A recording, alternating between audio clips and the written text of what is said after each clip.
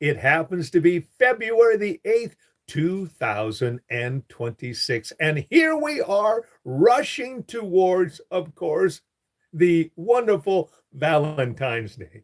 Have you been thinking about what you would like to give your special loved one at Valentine's? I was having a little conversation with my wife last night. We were talking about how long we've been together. Did you know that my wife and I have known each other since 1977? My goodness, that is a very long time, but it's been an absolutely wonderful journey. And today we're going to be talking about five different things that you need to do and embrace when it comes to, of course, having a fulfilling life. It is so important to recognize that the Lord would want us to have abundant life. You know, Jesus said in John 10:10, I've come to give you life and I've come to give it to you abundantly. And you and I can decide every single day what kind of life we're going to have. Now, if you've been following me here on YouTube or on any of my social media platforms, you know that I talk about embracing every single day with both grace and also as well understanding that each and every day has a certain, fluidity in it. There's a certain aspect of every day that, of course, is not always good, but also as well, there are wonderful moments that we can enjoy with the people that we love and the people that come into our lives. And so today, of course, I'm talking about five different things that can enable you to live an abundant and fulfilled life. So let's dive right into it. So, Father, thank you for the time that we're going to spend together in Jesus' name. Amen. Well, the first thing that you and I to have a fulfilling and also as well an abundant life is embrace the time that we find ourselves in. And part of that is embracing the age that you find yourself right now.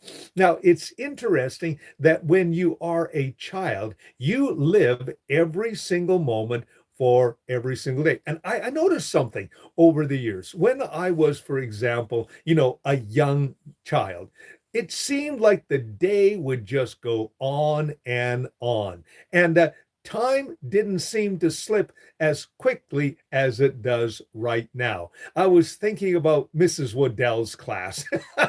She was one of our teachers, and our classes were only 40 minutes long. But man, oh man, did they seem long. We'd be sitting there listening to her talk about the different facts that she wanted to give us.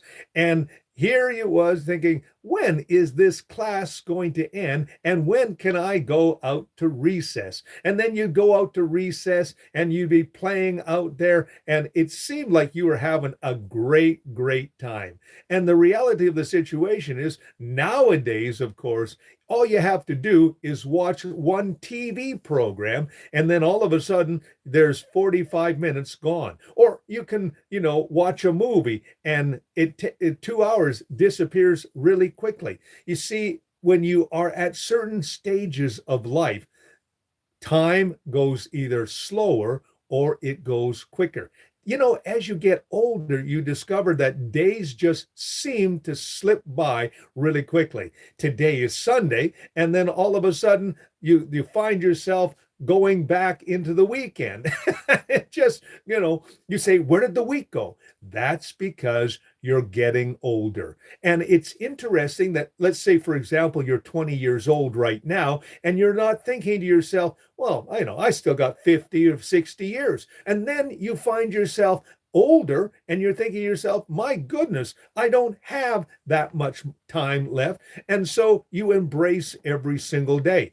It just depends on where you are in life. But there's one thing that you and I should do is embrace the age in which we are and live that time to the fullness. You have financial planners who will come along and tell you when you're in your 20s, you need to put money aside for, of course, retirement. I remember when I was living in the city of Yellowknife, and we had this wonderful financial planner who was coming up and selling life insurance, but also as well, he was selling, registered retirement savings plan. And I remember him sitting me down and saying, you need to talk and think about your financial future. Well, fortunately, I was smart enough to, of course, do that. And now, of course, I'm enjoying some of the benefit thereof. But you see, you need to be thinking about your future, but you also need to be thinking about your daily situation as well. So it's important that you embrace age, whatever it is, accepting the inevitability that can lead to more fulfilling existence. Instead of fearing old age or fearing getting older, recognize that wisdom and happiness often come with it. It was Solomon who said, he said, with gray hair comes wisdom. Of course, you can also color it. What I'm simply saying to you today is embrace the time where you find yourself. If you are young, enjoy every moment of it. If you find yourself at middle age, then of course, enjoy that as well. And when you get older, enjoy it. And so that's important. Embrace the age that you find yourself in and live it to the fullest. Secondly, make sure that you prioritize your health. You see, one man wrote this. He said, if you're not healthy, he says, if you are healthy, enjoy it, because when you aren't healthy, you desire, of course, to be healthy again. So understand that your health is actually one of your most valuable assets. Maintaining, for example, a balanced diet is absolutely essential. Now, it's really hard these days to do that because cheap food is available. And cheap food, when I'm talking about cheap food, I'm talking about processed food. There are different stores. For example, in my country of Canada, there is, of course, the dollar store. And in the dollar store, they maintain cheap food. And cheap food may, even taste better than natural food. But the problem is, of course, processed food leads to obesity and it leads to all kinds of health problems. So it's important to understand that you need to have a balanced diet and also as well an excellent, aspect when it comes to food. It's been interesting that I'm at the stage of my life where my wife and I were actually talking about this yesterday. We were talking about the fact that since we are where we are in our stage of life, we have been eating better than we've had for years. You see, when I was involved in radio ministry and I was involved in pastoring, and when I was involved in all the different things that I was involved in, I often ate on the run. I would eat, at these different restaurants and fast food and things like that. And I wasn't maintaining my health as I do right now. Every morning I get up and I make my own breakfast, and my wife and I, we practice a kind of mid-morning breakfast. And I discovered that that's actually one of the best aspects of health. And I had read about it and I said, hey, I'm going to do that.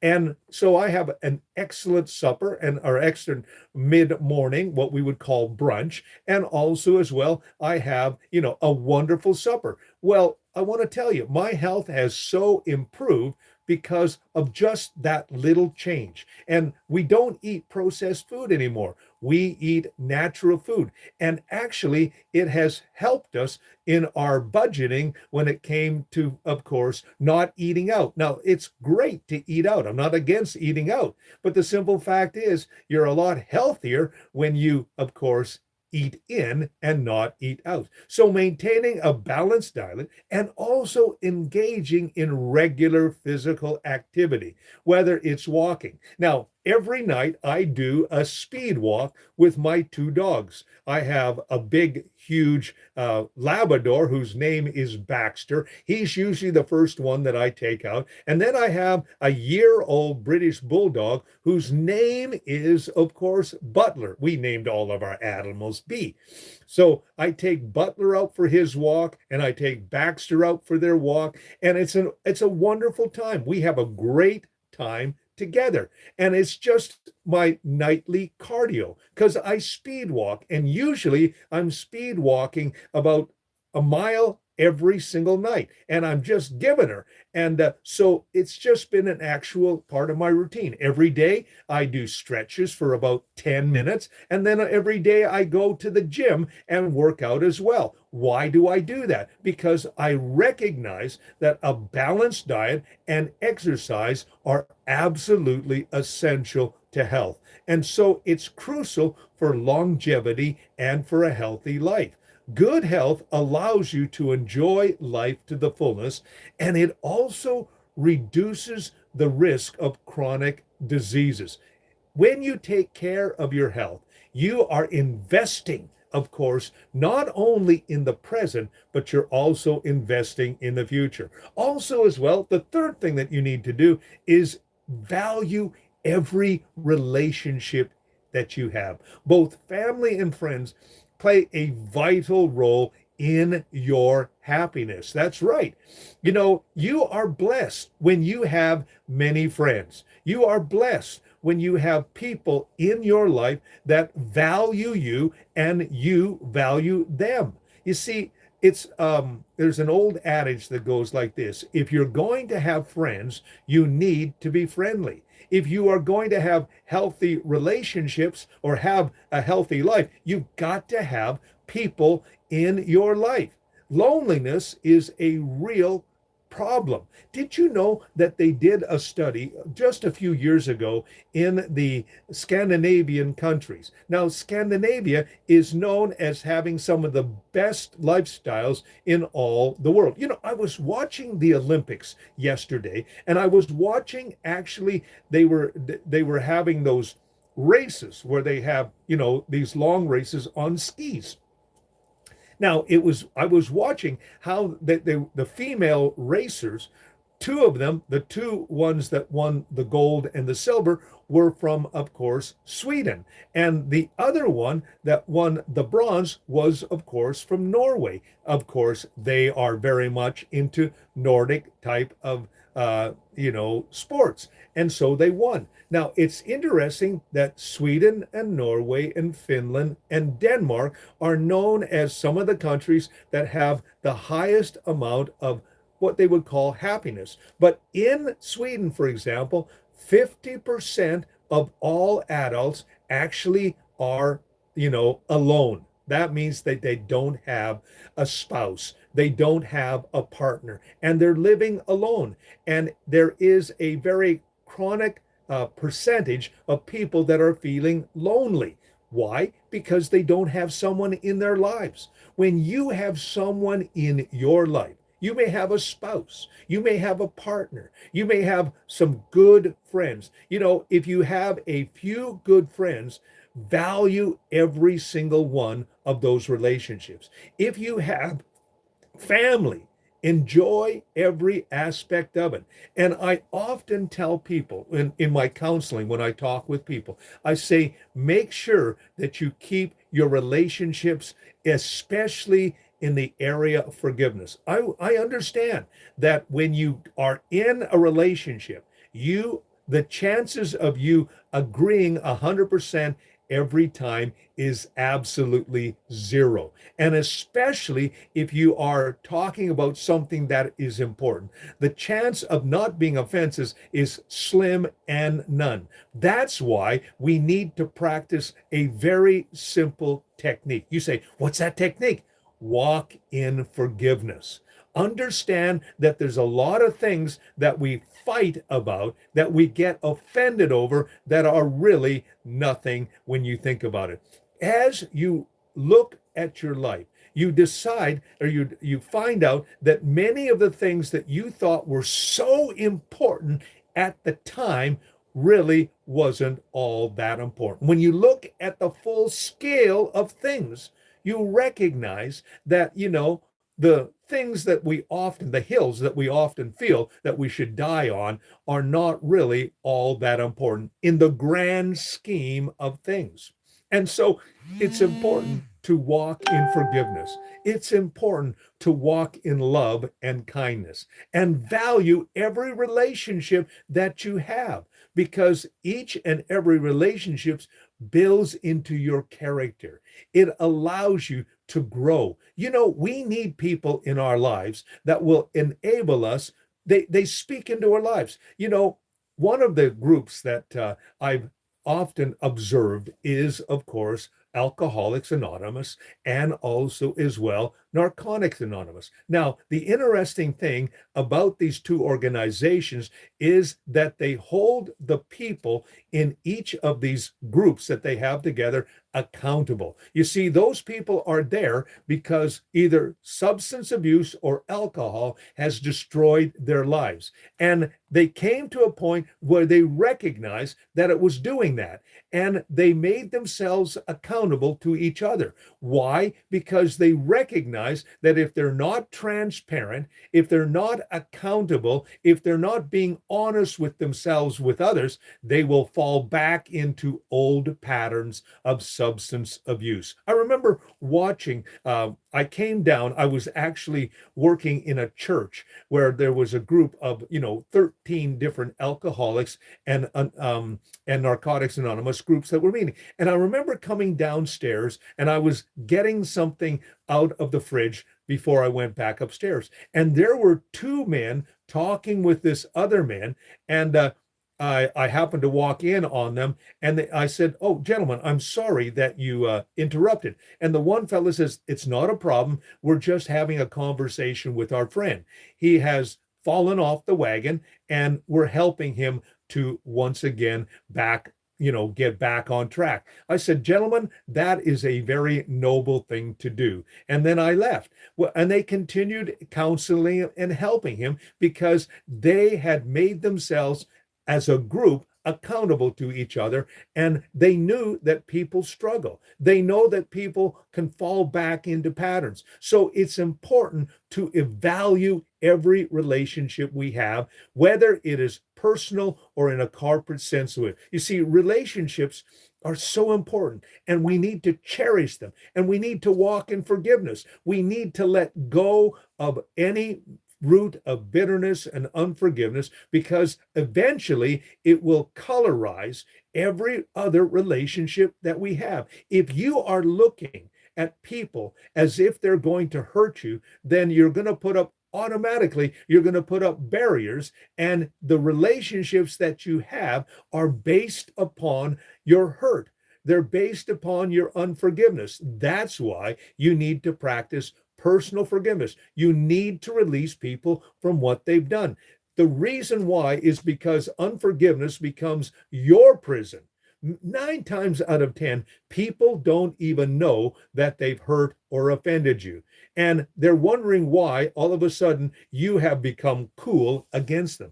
They're wondering why you have, put up roadblocks. And it's because you haven't forgiven. So it's important that you walk in forgiveness and that you release these people, because the simple fact is that they have power over your lives and they don't even know it. And if they do know it, they're going to exploit it. So forgive and understand walking in love is absolutely essential when it comes to relationship as well. The love and support of family and friends is actually invaluable, and nurturing these connections can lead to a more satisfying life.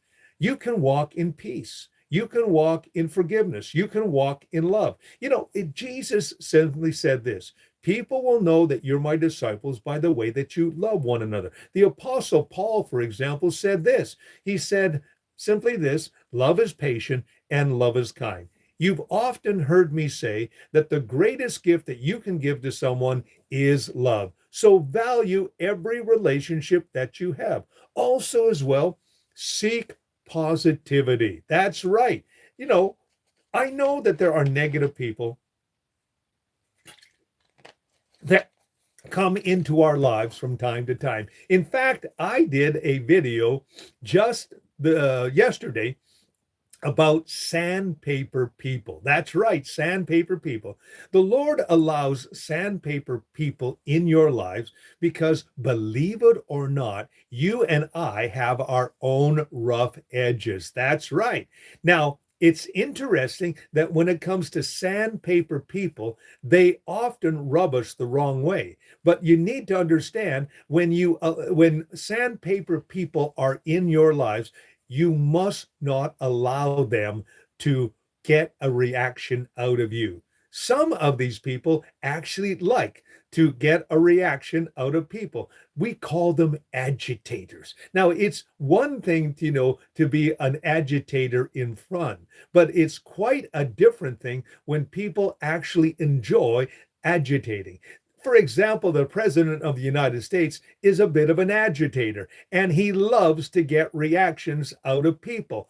Unfortunately, he's also a bit of a narcissist, and so he gets reactive as well. But his reaction can be quite devastating, and it can also have an effect not only on the people of his country, but in countries as well. Well, the simple fact is that when you are engaged in relationships, okay, be looking for the positive that comes out of that relationship. And even sandpaper people can have a positive effect when you recognize that, of course, they are taking and they're sanding off your rough edges, and you are actually you're becoming polished, and they are getting worn out. You see, when you are actually every day seeking positivity and choosing yourself to be positive, it does require effort. It really does. Sometimes you have to really look a long ways to find something positive.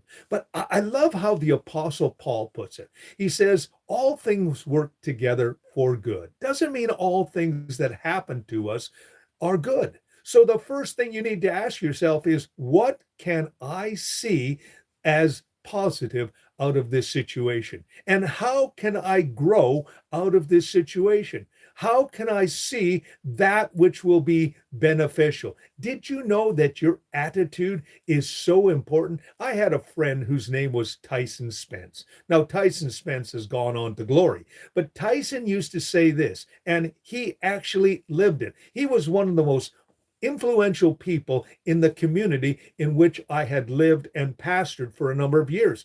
Tyson had this statement. He said, attitude is everything. And he recognized it, he lived it. And because he lived it, so many people appreciated him and valued him. And even today, when I talk about Tyson in the community in which I was involved in, people say he was a positive individual.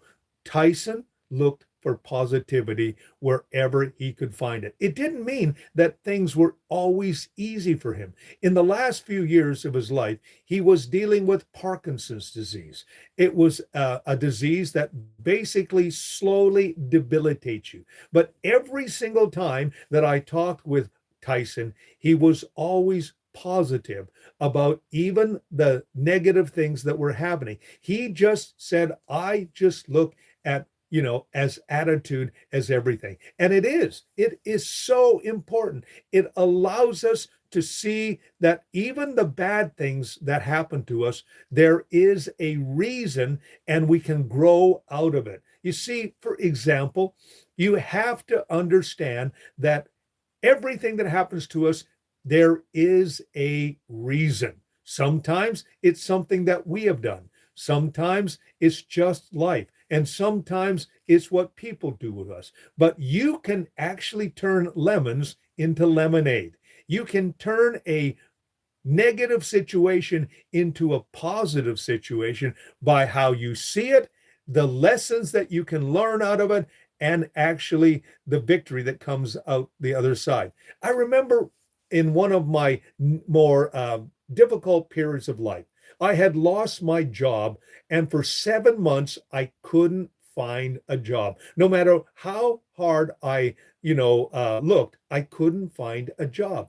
And yet, in that time, I was able to reconnect with my children. I found that the Lord provided so beautifully during those 7 months. And in fact, when I came out the other side, it actually turned out to be a positive experience. It wasn't a positive experience while I was going through it, but the lessons that I learned and the things that I, grew out of that situation were, of course, life altering. And so you need to seek positivity. You need to develop and shift your mindset and improve your overall aspect of life. Remember, a bad day does not equate to a bad life. It's just a moment in your journey. And you know what I love about new and every single day? It was Jeremiah who said simply this.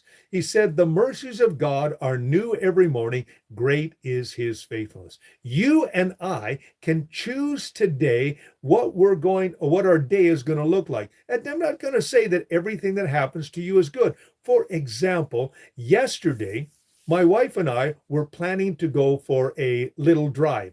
I got up, I went, and we decided we were going to take her little car. Well, I went out there and found out that the tire was low. Now, it means two things. Number one, I'm going to have to get the tire fixed on Monday because we picked up a nail. And so the tire is, of course, going low even as I speak. Air is deflating. The tire is deflating. Means I'm going to have to fix it, get it fixed. That's not going to be, these days, that's not cheap. Secondly, of course, I had to take I have a whole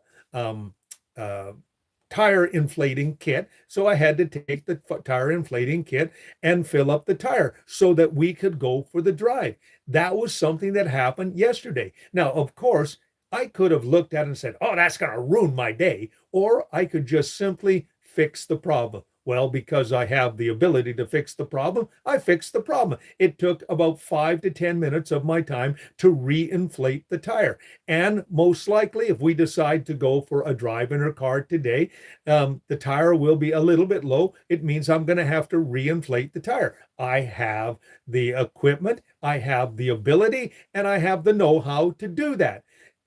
It was one of those unfortunate things that happen every single day, or could happen every single day. Sometimes we have things that happen to us and we have to respond immediately. Other times there are things that we can say, "Okay, I can put that off to tomorrow." But that's how life works. There are good things that happen to us and bad things that happen to us. But our mindset is absolutely essential. And we need to recognize that everything that happens to us is a part that can actually improve our journey, even if we don't see it at the time. The last thing I want to leave with you today is practice love. That's right. Practice love. And love is not just a bunch of chemicals in our brain. It is an actual aspect of our love. I love what it says in 1 John 4:7-8. It says, "Beloved, let us love one another, for love is of God. And everyone that loveth is born of God and knoweth God. He that loveth not knoweth not God, for God is love." So we know that love is an aspect of who the Lord is. Also, as well, I love how Paul puts it this way. In 1 Corinthians 13:13, he says this: "Love is patient, love is kind." Or I'm sorry, that's 1 Corinthians 15, but 13. But also in 13:13, he says, "These three remain." He says, faith, hope, and love. The greatest of these is love. What Paul is saying is the foundation of both faith and hope is love. So sometimes we need to be reminded about how important love is. Back in 1969, there was a song that was written by Burt Bacharach that went simply like this, and it was Dionne Warwick that sang it. He said, "What the world needs now is love, sweet love." And how true it is. You and I can practice love every single day. We can choose to walk in the way of love. And in that way, we enhance not only our relationship with other people, but also as well, we spread the love around. By keeping these reminders and walking in love, you know, walking in kindness, walking in compassion, walking in sympathy, walking in empathy. The difference between sympathy and empathy is absolutely, beautiful. First of all, when you sympathize with one, you understand that they're going through something. When you empathize with someone, you actually choose to walk with them, and you also, as well, try to put yourself in their place. The great Iroquois chief, whose name was Ketchikan, he was a warrior. He was a great military statesman, but he gave his life to Christ. And when he did that, his whole warrior demeanor disappeared. That didn't mean that he wasn't a strong leader. It just simply said that from that moment on, he became one of the most compassionate individuals around. And one of his leaders asked him, they said, "You were this way, and now you are that way." And he said, "How did that happen?" He says, "Well, I gave my life to Christ." But he says also as well, he says, "I tried to walk a mile in that man's moccasins." Well, that's what we need to do. We need to try and see what's going on behind the scene. Ask the question, what's going on right now? And I've discovered that when you ask that question, most people will tell you. And then it gives you understanding of where they come from and why they are the way that they are. So many people are walking around with with unknown hurt. And having someone just listen to their story can actually free them. Often people will tell me their story, and then I'll ask them this question: "Can I pray for you?" And 9 times out of 10, they said, "Oh, yeah. Would you mind?" And I would pray for them. And you know what? They say, I feel so free because I've been able to tell my story, and I've been able to share what's been going on in my heart. And I don't sit there and judge. I don't sit there and, lecture. I just listen. And you know what? Listening is a great skill of love. So embrace the people that are in your lives, and also as well, love people. So let's talk about these 5 things in conclusion, and then of course we'll pray for you. So first of all, embrace aging. Prioritize your health. Also as well, value every relationship, seek positivity, and also practice love. So Father, today, thank you. Thank you that we can have a fulfilling life. We choose right now to embrace each and every one of these things. And we want today to also be agents of change. We want to demonstrate this in our own lives and practice it with others as well. So thank you today for that. And thank you for what we've learned today. And we ask it all now in Jesus' name. Amen. Well, if you like what you've been hearing and seeing, I want you to press the like button and also subscribe to my YouTube channel. Also as well, check out my daily YouTube shorts. Every day I do a series of vignettes, also as well a series of, small videos on one theme. And each one of these themes are designed, of course, to remind you about certain things that will, enhance and also make your life a little better. So check those out as well. They're usually less than 1 minute long, but my goodness, I hope that they'll help you today. My name is Robert Dean Steele. I want to thank you so much for joining me today. Have yourself a great and godly day.